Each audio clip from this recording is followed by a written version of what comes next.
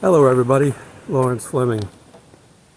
Today is actually moving day, and I've been cutting down on the things I have to move, so I'm taking less time. So I'm going to actually do a video today, and I know that I can upload it later today with the satellite. I'm not set up yet. I got everything in the car. I'm early. Well, my topic for today: how many people here have ever backslid? Now, if I don't see everybody's hand go up, somebody elbow the person next to them if their hand's not up.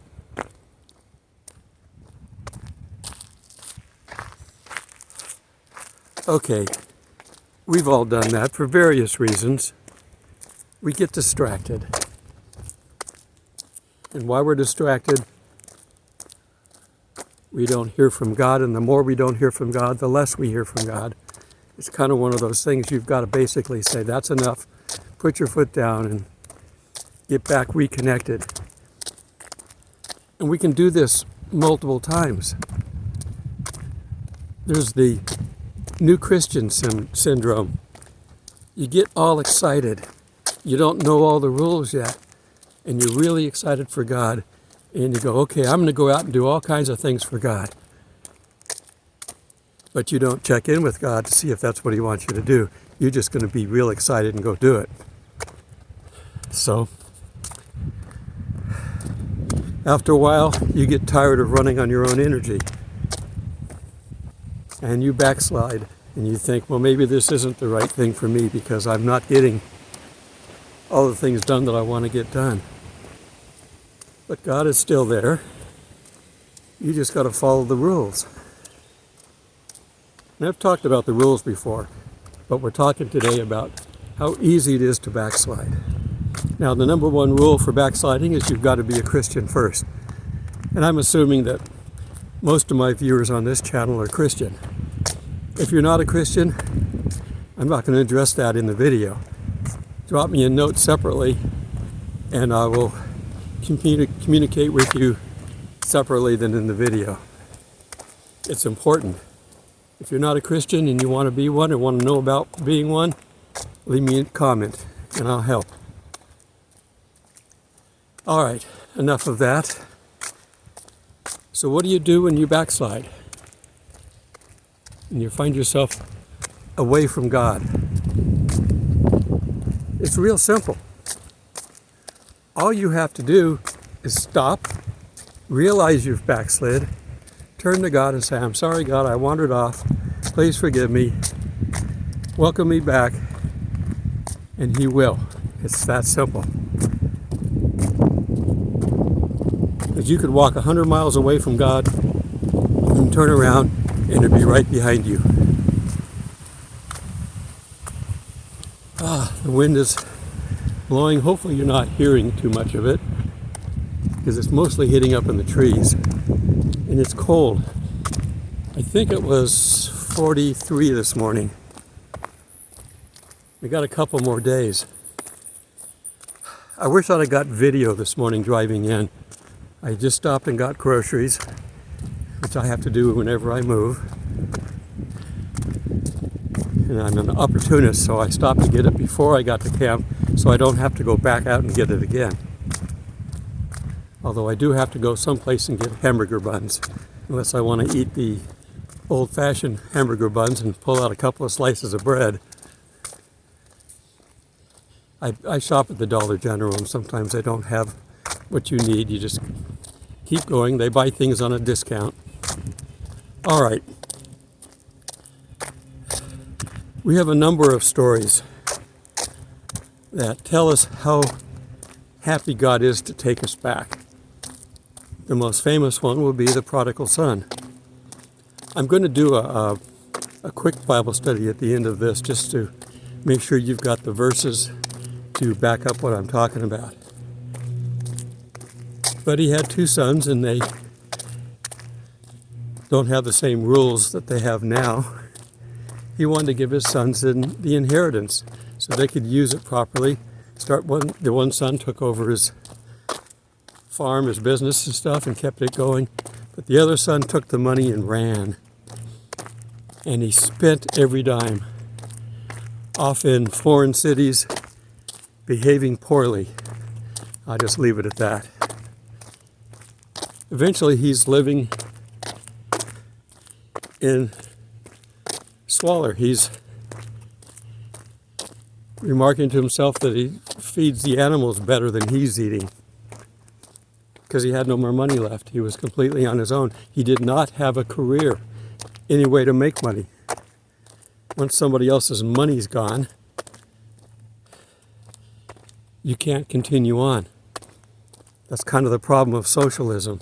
I think Margaret Thatcher said that socialism works great until you run out of other people's money.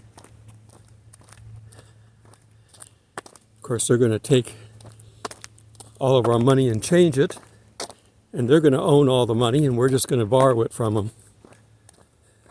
So they can turn it on and off depending on how well we're following their instructions.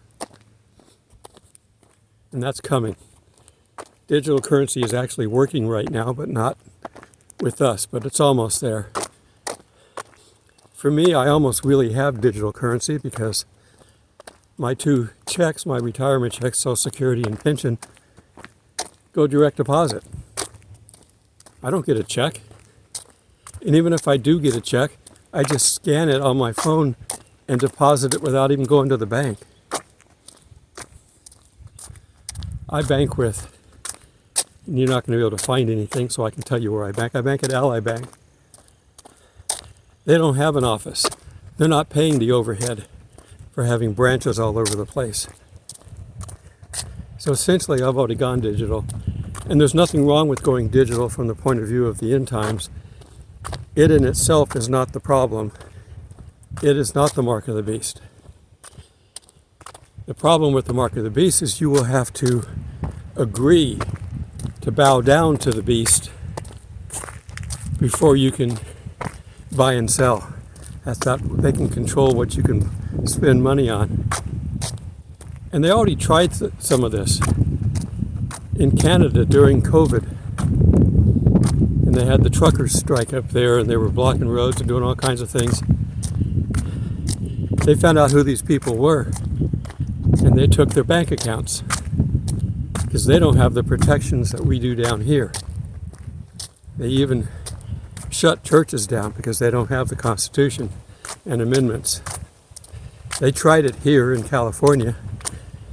They tried to shut churches down, and then some of them actually did go out of business.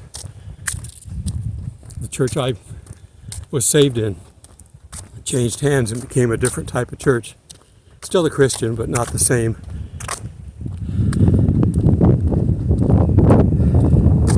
And they even tried fining the pastors of the churches, $1 million a day for staying open.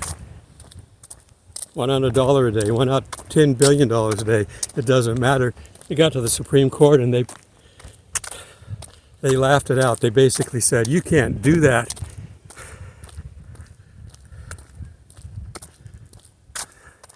Let me try one more thing with this. I'm seeing if I can reach out further with my selfie stick.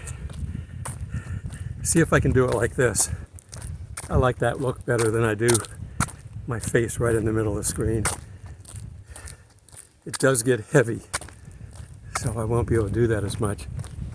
If you look at the trail I'm on, it's actually a paved trail. I would call this handicap accessible. A lot of the parks are doing these. The normal hiking trails that you go on are dirt and they're rough and there's roots of the trees coming across them, and it would be impossible to take a wheelchair on. Well, not impossible, but impractical. But they've got this set up, so regardless of your situation, just ask what the park has for accessibility. One of the campsites around where I stay at is accessible so that you can, it's right next to the restroom, so you can just wheel out and wheel in. There's handicapped bathroom stalls and showers. They're doing everything they can to make life easier for those that are already struggling. So I don't like the government in general. But what they do with our state and federal parks, I think is an amazing thing, and I do like what they do. Now, if the rest of the government would be as thoughtful as that, it would be great. This is longer than I thought it would be, so that's okay.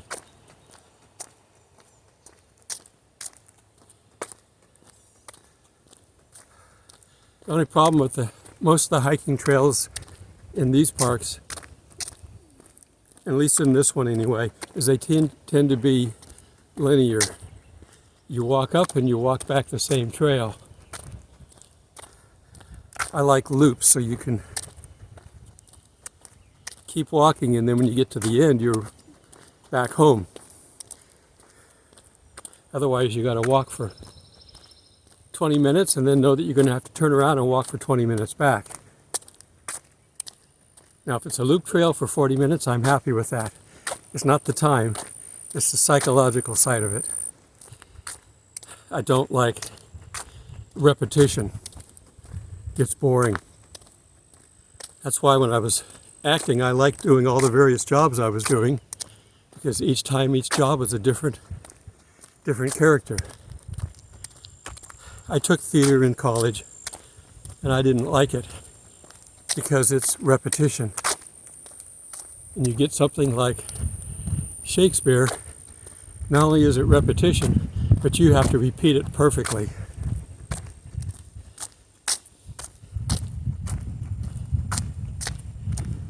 You know, you can't do an English version of our English version of Romeo and Juliet.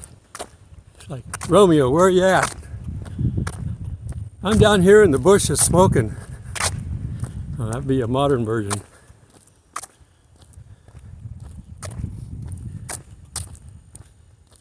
But some of the soliloquies are eloquent and they're fun to do. Yeah. They wrote about the times that we have in the Bible with Rome, Mark Antony, Caesar.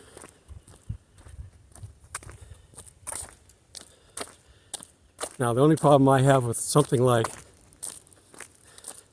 friends, Romans, countrymen, lend me your ears. I come to bury Caesar, not to praise him. The evil that men do live after them. The good is oft buried with their bones. But I have a hard time with that now. I start to chuckle because I hear John Kerry. Friends, rodents, quadrupeds, lend me your rears. That was one of his movie series with the animals. I forget what he was. But anyhow, I'm surprised this is still going on. This is good. I'm impressed. This is finished, and it's just waiting for the government to make up their mind to release it. You don't want the government in charge of anything, really, if you can help it.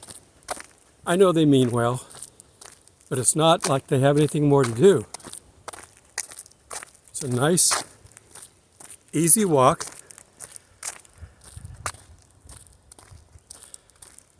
And I can hike on something like this without hurting my knee. That's the thing I've been having trouble with lately with this winter. I can predict the weather with my knee.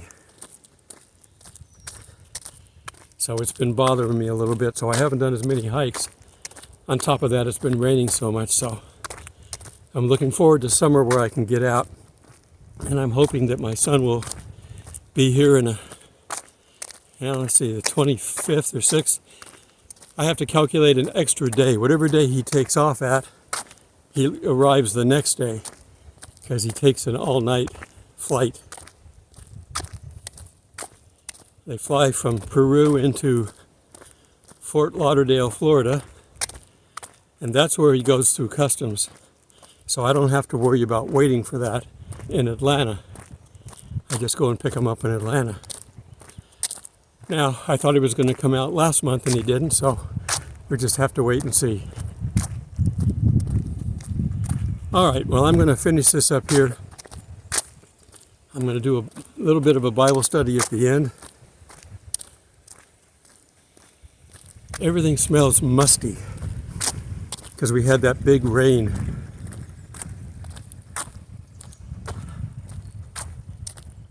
And all the little tiny creeks around have got water in them.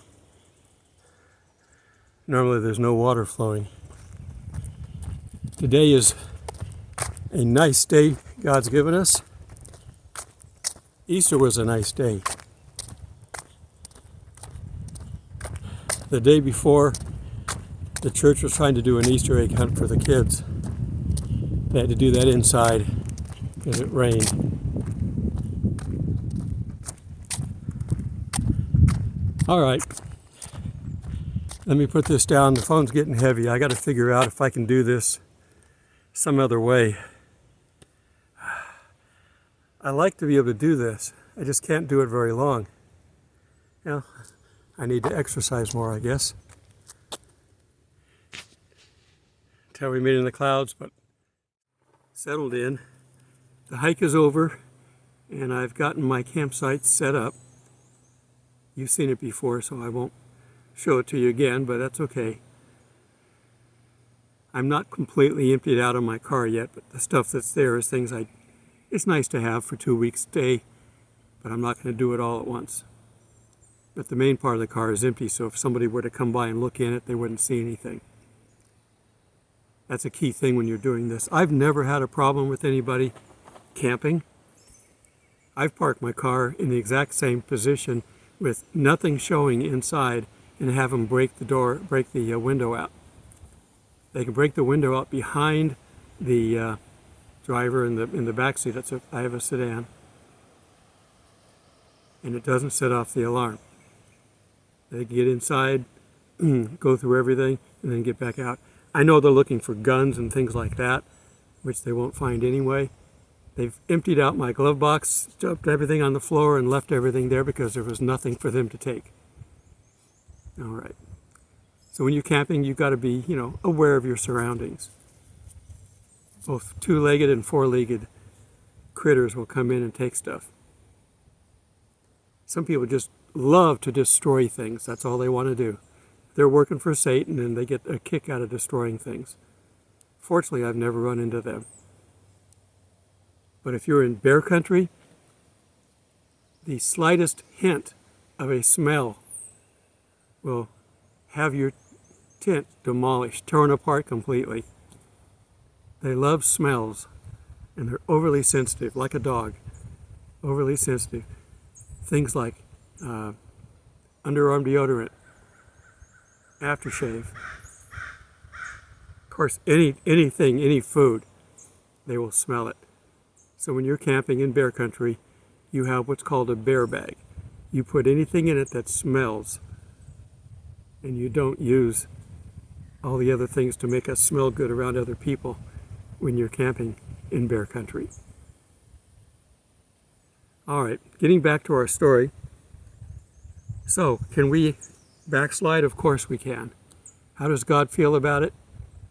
Well, I've got 2 stories to tell from the Bible about how God feels about it. And remember what I always say, God never changes. Now, we may get into trouble. You can go to jail. You can go to prison. And that's not God's doing, that's yours. Now, God will take care of you wherever you are. Remember the apostles spent time in prison. Paul led revival songs, if you will, in prison. Everybody was happy to join in. They were having such a good time that when there was an earthquake and the cell doors all opened and they were free to go, they stayed inside singing their hymns and their Bible songs. Now, this is Old Testament stuff, probably. It's in the New Testament that we're learning about Paul, but it's traditional Jewish songs. It's probably what they were singing. I don't know that they had Christian songs then. They just got started. Now, if you've seen this Jesus Revolution, that was about Christian songs. These guys were all singers. Love song. Debbie Kerner and her husband to be, I don't remember what his last name is, but they're married now. And they continue on, but they don't do their songs now. They do children's books and things, so still serving the Lord. But we can all get to a point where we're frustrated. Things aren't moving as fast as we'd like. We see somebody who's ill and we pray for them, and they don't get better. I don't know. That's between them and God, maybe.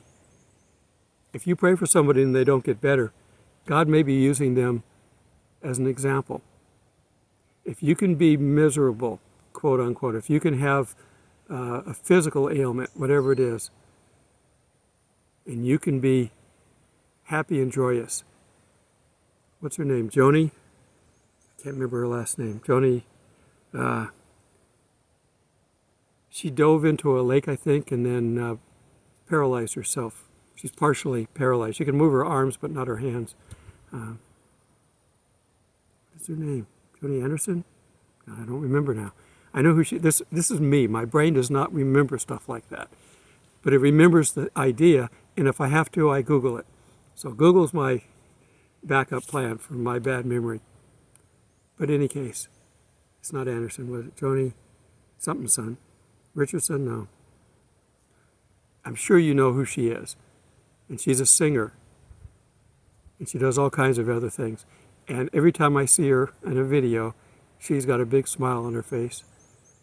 She should have a reason to be upset, but she doesn't. Because being in that condition and being joyous is an example to others that are struggling with similar problems. Whatever your problem is, it does not separate you from God. And it doesn't separate you from the gifts of the Spirit. Only you can do that. And that's the key. They're always there. Joy is always there as a fruit of the Spirit. Stay in the Spirit and you will have joy. So getting back to our stories about people wandering away, that's backsliding. What happens when you walk away from God because things didn't happen, we're not all destined to be Moses or Jacob or Joshua or Jesus. We're not all destined to be them. We got to try to be like them, but we're not destined to be them. They had a special purpose in the Bible, so they got special gifts. We live our life day in and day out doing our normal things. We don't need special gifts. We just need a mouth and a smile and a story from the Bible. We're to spread the gospel. That's all we're to do. We don't need tools for that. Now, it would be nice if we could see somebody and heal them. But if we had a healer down here right now, there would be a line in front of them. They would be unending requests for healing. 8 billion people. Every one of them, I guarantee you, has some need of healing of some sort. How many times would it take that person working, let's say if they dealt with 1,000 people a day, divide 1,000 into 8 billion and tell me how many days they would have to work to get to everybody. And then they have to get back and start right over again. Because we have a nature that gets sick. Our human nature. So that's all you would do, day in and day out, never stop. God can do it without you touching anybody. And he'd rather do it without anybody noticing you, because then it would be a distraction. It could potentially mess with your ego, and it would draw attention to you. Ask a celebrity how they like being a celebrity. There's good parts of it, but there's bad parts of it. You can't go anywhere as a celebrity, a well-known celebrity, without somebody recognizing you. And then they want an autograph. They'd love to be able to talk. Okay. Getting back to our stories. I am going to be in Luke 15. If you start in Luke, there are 3 conditions here, and it's interesting. The first verse starts with the lost sheep. In verse 8, it starts with the lost coin. And in 11, it's the lost son. I think we have a pattern here. And turn the page, is that it? I think that's it. In this one verse, one chapter. Okay, so in verse 11, then he said, a certain man who had 2 sons, this is Jesus talking. I can tell from the red letter, but he's the one that told the stories. And the younger of them said to the father, Father, give me the portion of goods that falls to me. So he divided them all of the livelihood. And not many days after, the younger son gathered all together and journeyed to a far country. And there he wasted his possessions with prodigal living. Bad living. That's all you need to know. But when he had spent all, and arose a severe famine in the land, and he began to be in want. So we don't know what's coming. I got to remember to, each time I move to a different campsite, I got to think about the visual. I just realized I got all these shadows on my face because the sun's in the trees. I have a light to put on top of here. I just forgot to do it. But I'm here, so I'll do it next time. I'm a creature of habit. But when he had spent it all, there arose a severe famine in the land, and he began to be in want. Then he went and joined himself to a citizen of what country? And he sent, let's see. Then he went and joined himself to a citizen of that country, and he sent him into the fields to feed swine. So we went and found work. And he would gladly have filled his stomach with the pods that the swine ate, but no one gave him anything. And when it came to himself, he said, how many of my father's hired servants have bread enough to spare, and I perish with hunger? I will arise and go to my father, and will say to him, Father, I have sinned against you and before you. That's how we get back to God. This is a father-son relationship, and God is our Father, Abba. And I am no longer worthy to be called your son. Make me like one of your hired servants.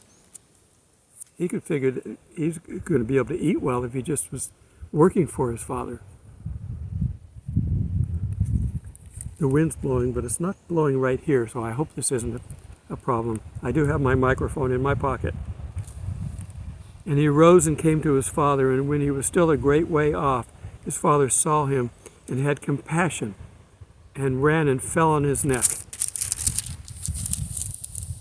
and kissed him. And the son said to him, Father, I have sinned against you, against heaven and in your sight, and I am no longer worthy to be called your son. But the father said to his servants, bring out the best robe and put it on him.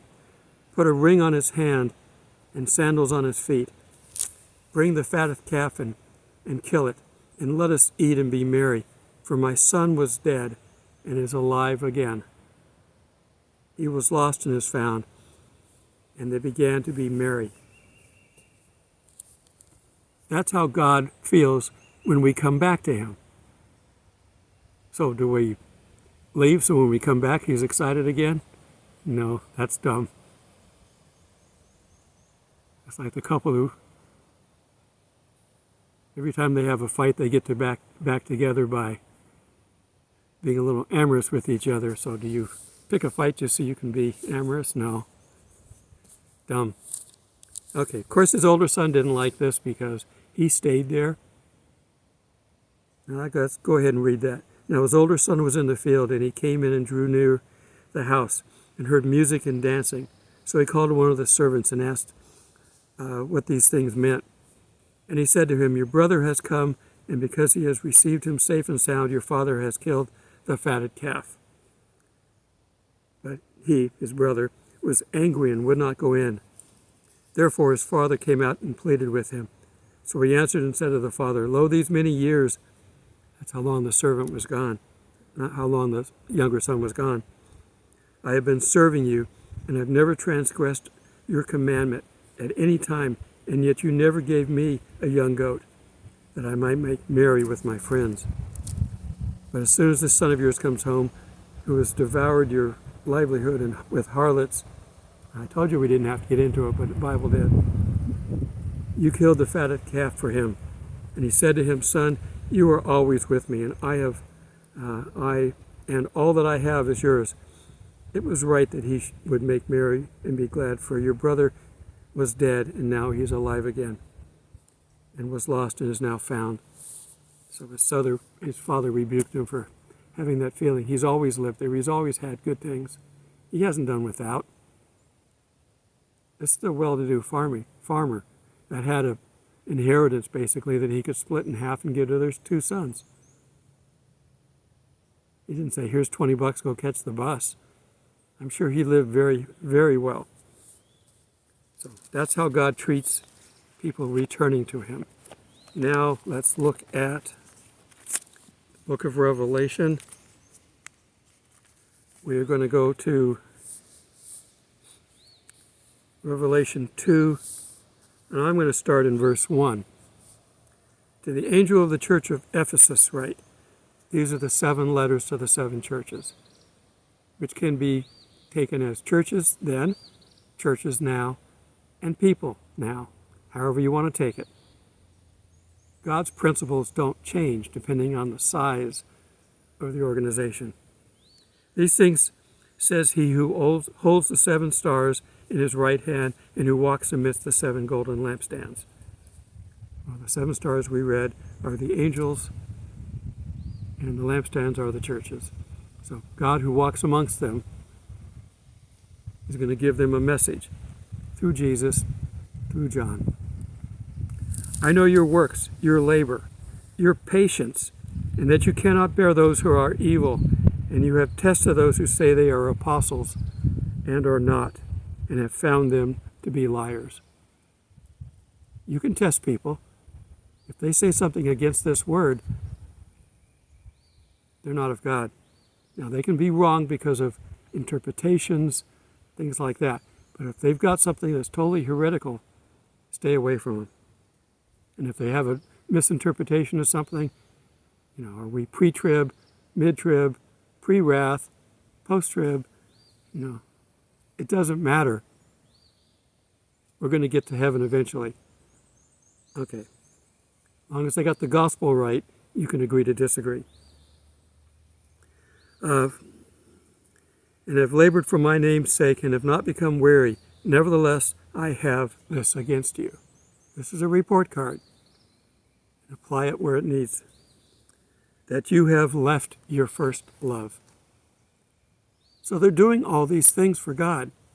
They're serving God. How many churches do you know are just doing things for God all the time? But they're not doing it for love of God. They're doing it for recognition or because it's the right thing to do. But the right thing to do isn't always the right thing to do. It's got to be the right time. How do you know? Let God tell you. Remember what I said about being a new Christian. We go off gangbusters and want to try to do things. And so many things will fall flat on their face because God hasn't gone before us to prepare the way. You cannot save a soul. You will never save a soul. It is not your job to save a soul. It's God's job. It's our job to tell them about Jesus, about salvation, and let the Spirit save the soul. We don't get credit for saving souls. We get an assist. If you play basketball, you can get an assist. But we don't get credit. I got a squirrel right behind me. Yep. I'm thinking it's a squirrel. Yep. Didn't sound like an armadillo. We got armadillos all over here. Okay, remember therefore from where you have fallen. Repent and do the works, or else I will come quickly and remove your lampstand from its place. He's talking to the church. He's going to remove the spirit that basically keeps him as a church. But God will leave us to ourselves if we don't want him around. And that should be the last thing a Christian wants. We want him there, right beside us as we're working. Not behind us, waiting for us to get done. He's not sending us off to go do stuff. He's doing it with us. He's giving you the right people at the right time and the right message for that person. If you do it without God, then you've got at least one thing wrong. The other two might be right, but you don't know. Are you willing to risk their soul potentially by not giving them the information right? No. And you're going to miss the joy from God by getting away from the Spirit. But when we return to Him, He will be gracious. And then stay there. Don't go away. Now, we can wander off. I remember following my dad. I was little. I don't know, under 5. He was going to a hunting blind. He was going hunting, and he took me with him. I didn't have a gun. I wasn't going to be hunting. I was just company with my father. And he's walking ahead of me, and it's foggy in the morning because it's good duck hunting weather. And I lost sight of him, and I just stopped and started crying. I didn't know where he was. That's how we should be with our God, with our Father. We find that we've wandered off, start crying. He'll come back and pick us up. My dad came back and got me. And then because he's walking adult paces and I'm walking kid paces. Sometimes God does that. We have to run to keep up. But He'll give us the energy to do it. But we have to be willing to want to do that. I didn't know he was going to wander off. That's the first time he ever wandered off that I had to worry about. Remember, therefore, from which you have fallen, repent, and do the first works, or else I will come and quickly remove the lampstand, unless you repent. We have the full power. In this one case, we have power over God. We can deny God, even as a Christian. Nope, I want to do this myself. Or, I really want to do this. I don't think you want me to do this, but I want to do it. I'm going to do it. We have that one power over God. He won't make us do something we don't want to do. He'll be upset, saddened, and then we will find ourselves in trouble and then call Him back to get us. But He doesn't mind how many times He has to do that. When Peter asked, how many times do we forgive someone? 7 times? Jesus answered him and said, no, 70 times 7. Jesus doesn't give us things to do as humans. These are principles that He follows too, and God follows. But this you have, that you hate the deeds of the Nicolaitans. I have to do a study on them because they're separate, but basically nobody liked them back then, and God didn't like them, which I also hate. Coming from Jesus, this is pretty rough. He who has an ear, let him hear what the Spirit says to the churches. To him who overcomes, I will give to eat from the tree of life, which is in the midst of the paradise of God.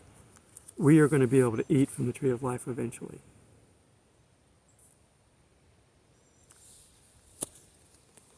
God will go out of His way to help us, to make sure that we're on the right path. We just can't take it on ourselves to do things without God. We weren't supposed to do things without God. You go, well, that doesn't make me very good, does it? You're a creation of God. You're already very good. Pride wants us to be able to be better than somebody else. After the Passover, Jesus washed their feet.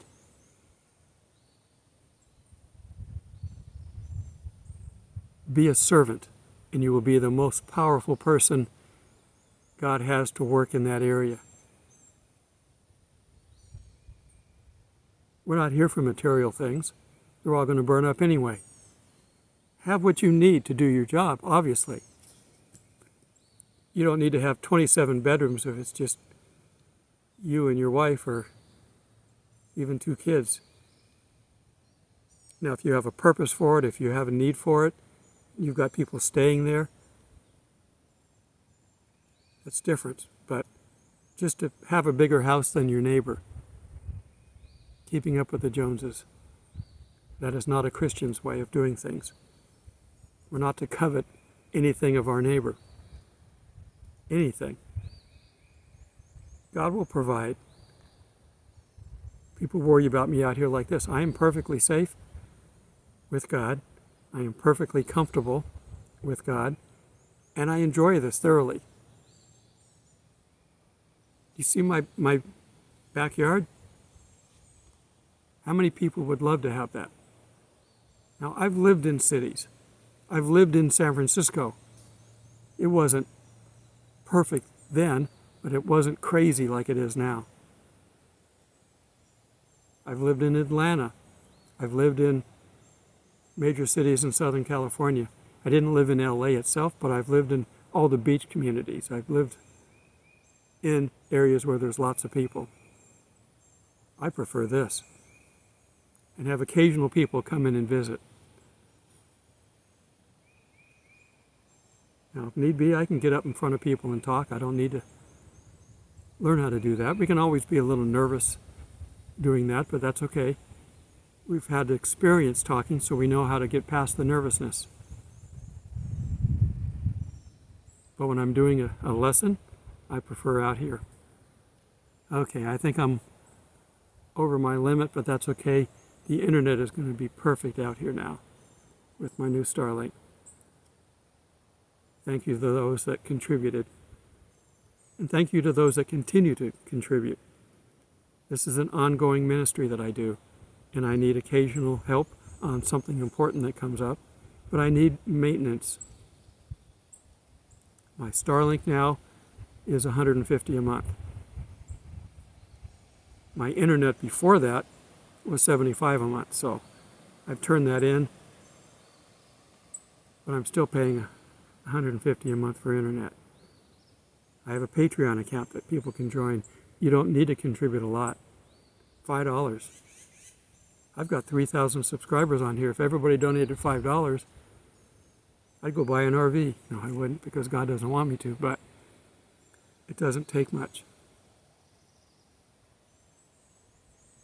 And my son, who's still got another week or so to go in Peru, continues to need help as well.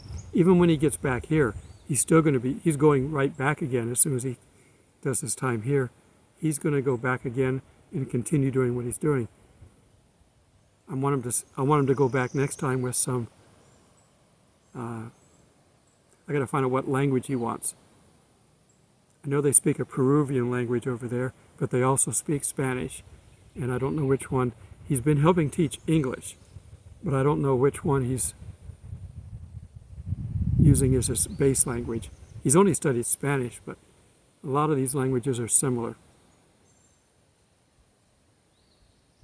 His girlfriend over there helps out sometimes because she has to translate. But in any case,